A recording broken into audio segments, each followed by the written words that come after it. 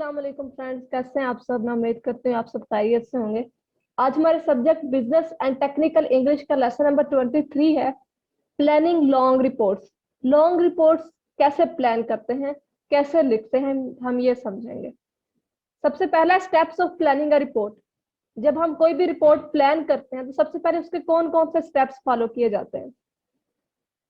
सबसे फर्स्ट है outline and purpose. Define किया जाता है, मतलब आपका मकसद क्या है रिपोर्ट लिखने का, आप ये बताते हैं।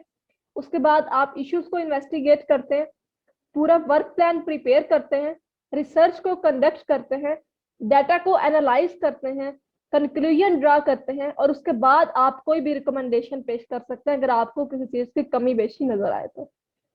नेक्स्ट है डिफाइनिंग द क्वेश्चंस। जिसने भी आपकी रिपोर्ट को ऑथराइज करना है, जो भी शख्स आपकी रिपोर्ट को ऑथराइज करेगा वो क्वेश्चन लाजमी करेगा अपने इंफॉर्मेशन के लिए, जिसमें वो आपके इश्यूज को, ट्रबल्स को, सिचुएशंस को जानने की कोशिश कर सकता है। Developing the statement of purpose. हमने पहले पढ़ा कि अपने पर्पस, आपका मकसद क्या है, ये बताना जरूरी होता है रिपोर्ट का। तो हमने देखना है कि स्टेटमेंट, पर्पस स्टेटमेंट होता क्या है। पर्पस स्टेटमेंट एक डिक्लेरेटिव स्टेटमेंट सेंटेंस है जिसमें हम अपने डॉक्यूमेंट्स का गोल और स्पेसिफिक टॉपिक को समराइज करके पेश करते हैं। मतलब पूरा जो भी हमारा टॉपिक है, जितने भी हमारे डॉक्यूमेंट्स के गोल्स हैं, उसको हम शॉर्ट करके एक सेंटेंस में या कुछ लफ्जों में बयान करते हैं। अफेक्टिव स्टेटमेंट ऑफ पर्पस के लिए हमें क्या करना चाहिए, स्पेसिफिक एंड प्रिसाइज हमें लिखना चाहिए, नॉट जनरल। हर चीज नहीं उठा के लिख देनी उसके अंदर। कॉन्साइज, हमारे सेंटेंस एक या दो जुमलों पर मुश्तमिल हो। हमारा सेंटेंस एक या दो से ज्यादा, तीसरा या चौथा, इतना लंबे सेंटेंस नहीं बनाने। क्लियर, बिल्कुल साफ लिखें, किसी किस्म की कोई कंफ्यूजन ना हो।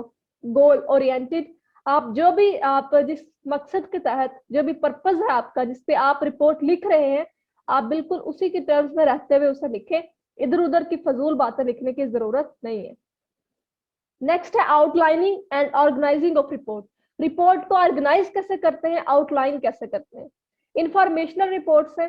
इंफॉर्मेशनल रिपोर्ट्स कौन सी होती हैं, जिनके अंदर हमें data, facts, feedback and other types of information, मतलब हर चीज बताई गई होती है, हर इंफॉर्मेशन दी गई होती है जिस रिपोर्ट में, उसे कहते हैं इंफॉर्मेशनल रिपोर्ट।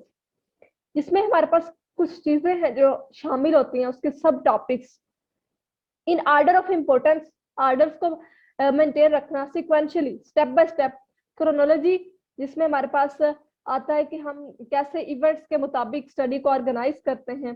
स्पेशली, जिसमें देखना होता है कि लेफ्ट टू राइट है, टॉप टू बॉटम है, या इनसाइड टू आउटसाइड है। ज्योग्राफी, अगर लोकेशन इंपॉर्टेंट है तो वो आपकी स्टडी ज्योग्राफिकली कहलाएगी। कैटेगोरिकली, जिसमें आप फॉर एग्जांपल सेल्स, प्रॉफिट्स या इन्वेस्टमेंट्स के बारे में बताते हैं।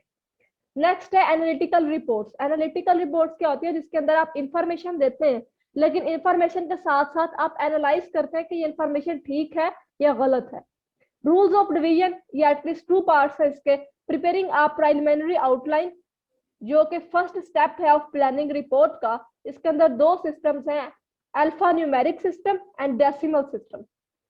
अल्फा न्यूमेरिक सिस्टम क्या होता है, जिसके अंदर letters, numbers, punctuation mark, mathematical and other conventional symbols इस्तेमाल किए जाते हैं। नीचे ये स्ट्रक्चर देखो, आपको समझ आ रही होगी कि कैसे उन्होंने मेन हेडिंग्स को 1 और 2 से नॉमिनेट किया है। उसके बाद उसकी सब जो हमारे पास सब हेडिंग्स हैं उनको ए और बी और सी से किया है। मतलब लेटर्स का ABC 1 2 का इस्तेमाल करते हुए आप नंबरिंग देते हैं। लेकिन डेसिमल सिस्टम क्या होता है, जिसके अंदर आप 1.0, मतलब 1 से आगे आप हिंसू का इस्तेमाल करते हैं। 1.1, 1.2, अगर इसकी कोई सब कैटेगरी तो 1.21, इस तरह सारा लिखा जाता है। प्रिपेयरिंग अ वर्क प्लान, एक वर्क प्लान कैसे तैयार करते हैं, ये बहुत जरूरी है कि इसके अंदर आप पूरा इन्वेस्टिगेट करते हैं अपने डिस्क्रिप्शन को, फिर प्रोजेक्ट असाइनमेंट्स के रिव्यूज चेक करते हैं, स्केड्यूल्स, रिसोर्स मैनेजमेंट, हर चीज की इंफॉर्मेशन, उसके डिस्क्रिप्शन को इन्वेस्टिगेट करना, पूरा A to Z चेक करके आप एक वर्क प्लान को प्रिपेयर करते हैं। कंडक्ट रिसर्च क्या होता है, जिसमें प्राइमरी डाटा कलेक्ट किया जाता है, जिसमें क्या क्या आते हैं, documents, observation, surveys, documents for example evidence और हिस्टोरिकल रिकॉर्ड्स, ऑब्जर्वेशंस, पूरी ऑब्जर्व करना हर चीज को, इवेंट्स को, लोकेशंस को, सर्वेज बाद में जगह और चीजों का सर्वे करना, और लास्ट है हमारे पास analyse and interpret data, draw conclusions and develop recommendations. हमने पहले भी पढ़ा कि आपने सारे डाटा को एनालाइज करना है, उसके बाद आपने एक कंक्लूजन ड्रा करना है कि आपकी ये मेन रिपोर्ट है, लेकिन फिर भी अगर आपको लगता है कि कुछ आप रिकमेंडेशन पेश कर सकते हैं तो आप उन्हें ऐड कर सकते हैं। तो ये था हमारा आज का लेक्चर जो कि बहुत इजी था। मुझे उम्मीद है आप लोगों को समझ आया होगा, और अगर आप लोगों को मेरे लेक्चर समझ आ रहे हैं तो मेरे चैनल को सब्सक्राइब करना मत भूलिएगा। अपना ख्याल रखिएगा और मुझे दुआओं में याद रखिएगा। खुदा हाफिज़।